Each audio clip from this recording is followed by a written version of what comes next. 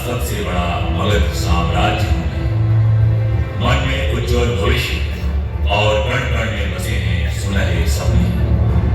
गांधी की पहली उम्मीद और आंदोलन का आगाज हूं मैं। सीता की जन्मभूमि और वाल्मीकि का रामायण हूं मैं। महावीर की तपस्या और बौद्ध धर्म का संस्कार हूं मैं। हाँ, बिहार हूं मैं। पाणिनि का व्याकरण और गुरु गोविंद का जन्म स्थान हूं मैं। अखंड भारत का स्वाभिमान हूं मैं। हाँ, बिहार हूं मैं। नालंदा का इतिहास और गंगा का श्रृंगार हूं मैं। दशरथ मांझी की प्रेम कथा और कालिदास का विचार हूं मैं। हाँ, बिहार हूं मैं।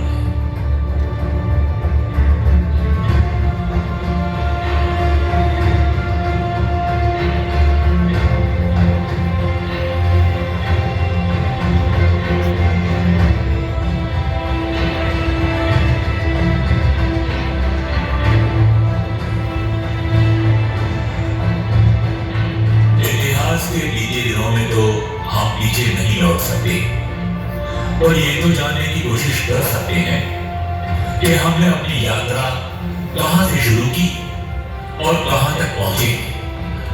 तो चलिए केसरिया के इतिहास को समझने की कोशिश करते हैं। बिहार के उत्तर पश्चिम में चंपा अरण्य यानी कि चंपा के फूलों वाला जंगल, चंपारण एक ऐतिहासिक पौराणिक प्रदेश रहा है।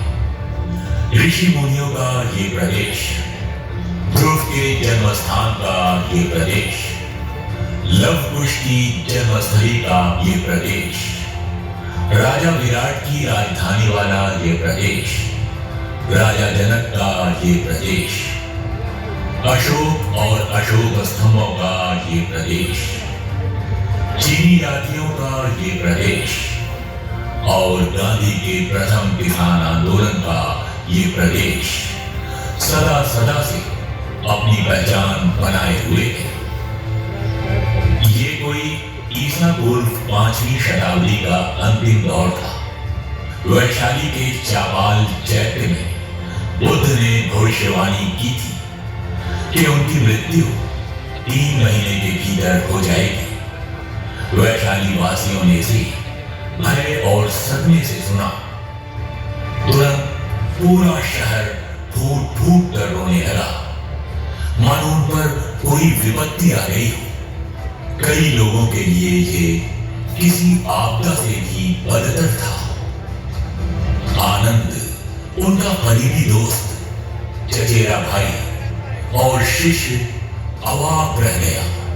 वो बुद्ध के मन को एक किताब की तरह पढ़ सकता था, क्योंकि वो बुद्ध की अंतरात्मा का रक्षक था।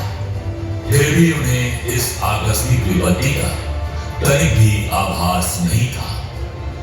अगले दिन कुटागार शाला में दूसरी मंजिल पर खड़े होकर बुद्ध ने शांति से वही दोहराया जो उन्होंने पिछले दिन कहा था। जी हाँ, वो 3 महीने के अंदर ही इस दुनिया से दूसरी दुनिया में चले जाएंगे। इस दिन समस्त वैशाली कुटागार शाला में एकत्रित हुई थी, सिर पर धूल लपेटते हुए, विलाप करते हुए और सिसकते हुए। अब बुद्ध की भविष्यवाणी धीरे धीरे उनके दिलों में उतरने लगी थी। मृत्यु अपरिहार्य है, चाहे जो कोई भी हो, इसे टाला नहीं जा सकता। फिर बुद्ध केसरिया की ओर जाने वाले रास्ते पर धीरे धीरे आगे बढ़े और भीड़ से उनका पीछा न करने का अनुरोध भी किया। वैशाली शहर की सीमा पर बुद्ध रुके, पलटे, उस शहर को देखा जो लंबे समय तक उनकी गतिविधि का दृश्य था और शांति से बुदबुदाए, इदं पश्चिमकम आनंद वैशाली दिशानाम भविष्यामि। हे आनंद, अब से मैं वैशाली की ओर नहीं देखूंगा, लेकिन उनकी इच्छा के विपरीत वैशाली की जनता भी सम्मानजनक दूरी पर उनके पीछे पीछे चल रही थी, मानो कोई अज्ञात शक्ति उन्हें बुद्ध के पीछे पीछे चलने के लिए खींच रही थी। जब काफिला केसरिया पहुंचा तो बुद्ध शांति से खड़े रहे, अपना ऊपरी वस्त्र कंधों पर डालते हुए उनसे फिर अनुरोध किया कि वे उनका पीछा न करें। फिर दृढ़ता के साथ आनंद से अपना भिक्षा पात्र लेकर बुद्ध ने उसे विदाई उपहार के रूप में वैशाली के लोगों की ओर बढ़ा दिया। रोते गलपते उन्होंने प्रभु की इच्छा को स्वीकार किया। जिस स्थान पर बुद्ध ने भिक्षा पात्र सौंपा था, उस स्थान पर एक छोटा मिट्टी का उदेसी का स्तूप बनाया गया था। मौर्य काल के दौरान राजा अशोक ने मिट्टी के स्तूप को ईंट के स्तूप में बदल दिया। कुषाण और गुप्त राजाओं ने इसे और बढ़ाया। 6वीं 7वीं शताब्दी में गुप्त और उसके बाद हर्ष काल के दौरान केसरिया स्तूप को और बड़ा किया गया और सैकड़ों मूर्तियों से अलंकृत किया गया। इस स्तूप को भगवान बुद्ध के एक और अध्याय से जोड़ा गया है। प्राचीन समय में केसरिया केसपुट नामक गणराज्य था। सिद्धार्थ गौतम जब घर त्याग कर ज्ञान की खोज में शाक्य, मल्ल इत्यादि गणराज्यों को पार कर केसपुट गणराज्य केसरिया पहुंचे तो वहां अलार कलाम नामक एक सन्यासी से उनकी भेंट हुई और स्तूप स्थल पर ही सिद्धार्थ ने उनसे सर्वप्रथम दीक्षा ली। फिर वे ज्ञान की खोज में केसपुट से दक्षिण में वैशाली होते हुए बोध गया पहुंचे और निरंजना नदी के तट पर पीपल के वृक्ष के नीचे उन्होंने अंतिम ध्यान कर ज्ञान प्राप्त किया। इस गोलाकार स्तूप को एक भव्य 6 सीढ़ीदार स्तूप में परिवर्तित करने का श्रेय राजा हर्ष को जाता है, जिसके शीर्ष पर एक भव्य अंडाकार गुंबद था। देश विदेश से बुद्ध अनुयायियों और आम जनता का केसरिया आकर इस पवित्र भूमि के इतिहास को याद कर इसका नमन करना जारी रहा। फाहियान और हुएनसांग दोनों चीनी यात्री इस स्तूप के नीचे विनम्र प्रार्थना में खड़े रहे होंगे और डूबते सूरज में दिव्य आनंद लिए होंगे। फिर 6 गोलाकार छतों के विशेष रूप से बने कक्षों में भूमि स्पर्श, धर्म चक्र प्रवर्तन और वरदा मुद्रा में बैठे सैकड़ों बुद्ध चित्र हर एक भक्त के लिए एक लुभावना दृश्य रहे होंगे। यह संभव है कि रात के समय उन्होंने छत वाले गोलाकार स्तूप को सैकड़ों मिट्टी के लैंप से रोशन कर दिया होगा। 6वीं और 7वीं शताब्दी में अंतरराष्ट्रीय छात्र समुदाय, विशेष रूप से दक्षिण पूर्व एशियाई देशों से जो अक्सर नालंदा आते थे, केसरिया की बहुभुज सीढ़ीदार डिजाइन अवधारणा से प्रभावित थे। यह निर्माण प्रविधि इतनी प्रभावशाली एवं चित्त आकर्षक सिद्ध हुई कि इसे प्रेरणा लेकर भूटान, तिब्बत एवं बर्मा में अनेकों स्तूपों का निर्माण किया गया। इसमें तिसेरू और परिहासपुर कश्मीर, छोटी बोरा भूटान, तोलिंग के चेटेन तिब्बत, श्वेसांडा पगोड़ा भूटान, मिडिया चेती बर्मा और मिडिया जेडी बर्मा केसरिया की प्रेरणा का सबसे उत्कृष्ट उदाहरण केसरिया निर्माण के 155 साल बाद 800 ईस्वी में जावा में निर्मित विश्व प्रसिद्ध धरोहर बोरोबुदुर है। याद रहे, नालंदा में वास्तुकला भी पाठ्यक्रम का हिस्सा था। जावानीज छात्रों को केसरिया के डिजाइन की नकल करने में कोई समस्या नहीं थी।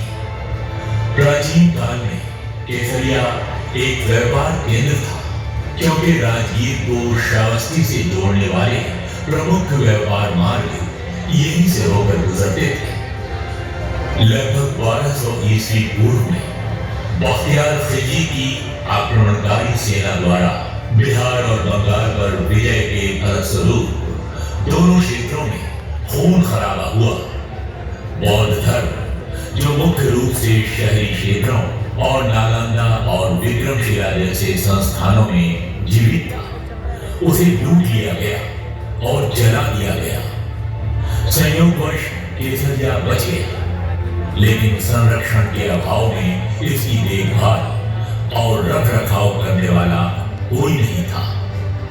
चिलचिलाती धूप और मूसलाधार बारिश के कारण गंडक नदी के बाढ़ के मैदानों में स्तूप का वेढ़न तेजी से हुआ, लेकिन बड़े और लंबे समय तक रुकने वाले बाढ़ भी इसकी भव्य ऊंचाई के कारण इस स्तूप को निगल नहीं सके। भूकंपों ने इसे क्षतिग्रस्त करने की बहुली कोशिश की, पर ये अपनी अंतर्निहित ताकत और वास्तुशिल्प डिजाइन के कारण टिका रहा। लेकिन धीरे धीरे दरारों में पानी जा रहा था। पूरी संरचना पर पेड़ उग रहे थे। उनकी जड़ें स्तूप की पसलियों में गहराई तक घुस गई थी, जिससे वो नाजुक हो गया था।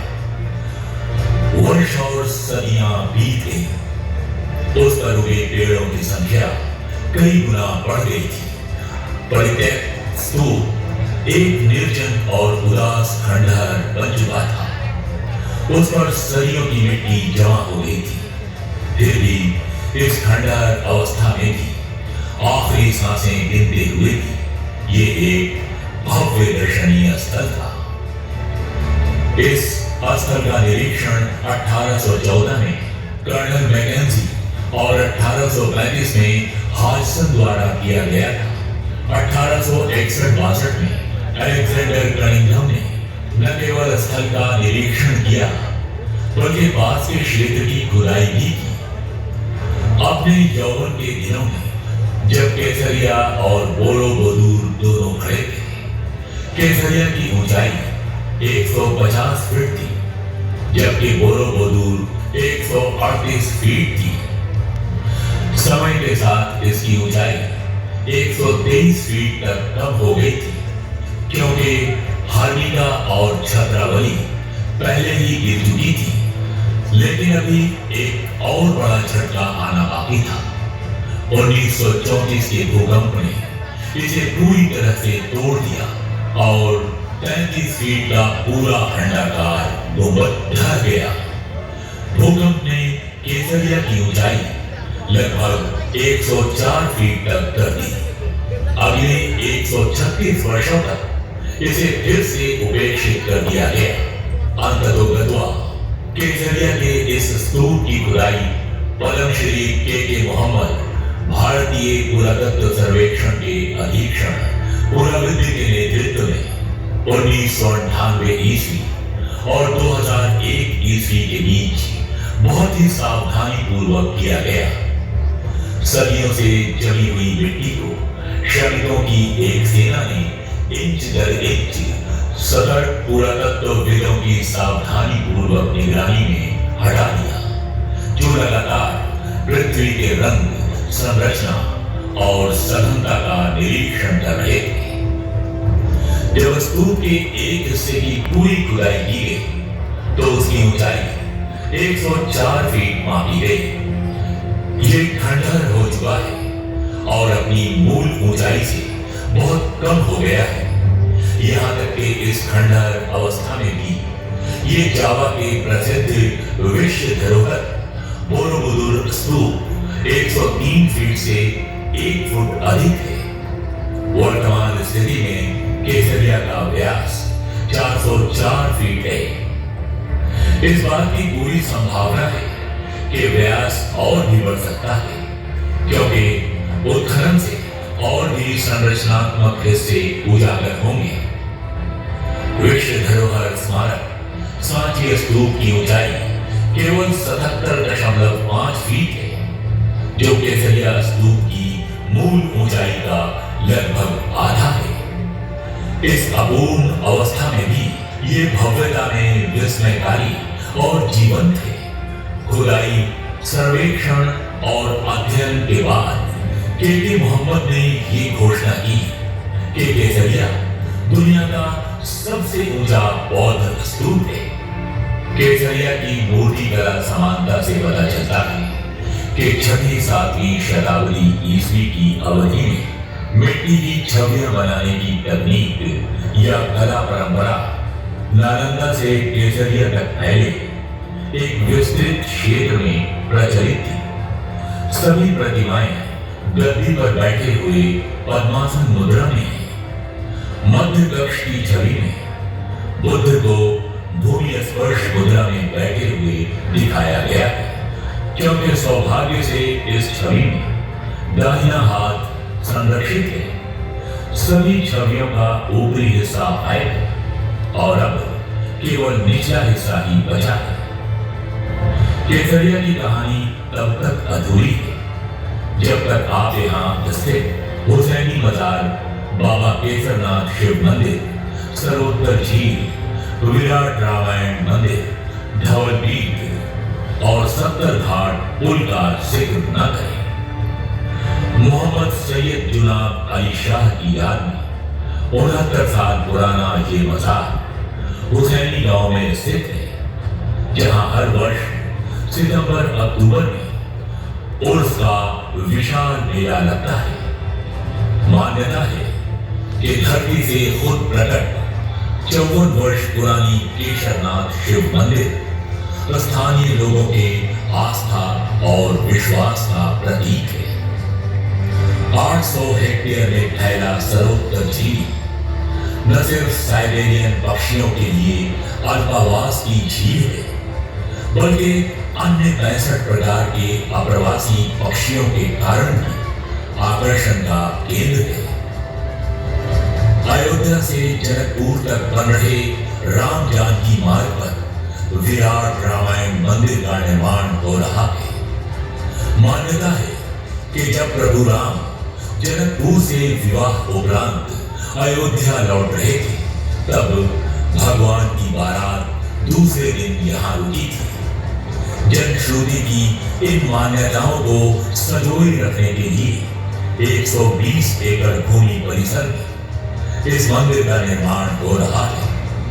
यही विश्व के सबसे विशाल शिवलिंग की भी स्थापना होगी। देखा स्थित धवल पीठ मठ परिसर में गुरु पूर्णिमा के अवसर पर भव्य मेला का आयोजन किया जाता है। गंडक नदी पर गोपालगंज से जोड़ने वाली 1440 मीटर लंबी अविस्मरणीय 70 घाट महासेतु के निर्माण होने से धनेश्वरनाथ मंदिर सिंहासनी, केसरिया शिव मंदिर, अरिराज शिव मंदिर सहित जनकपुर पहुंचना आसान हो गया है। हमें उम्मीद है कि आने वाले समय में केसरिया स्तूप न केवल यूनेस्को विश्व धरोहर बनेगा, बल्कि चतुर्दिक विकास की वजह से ये विश्व का एक प्रमुख पर्यटक स्थल बनेगा।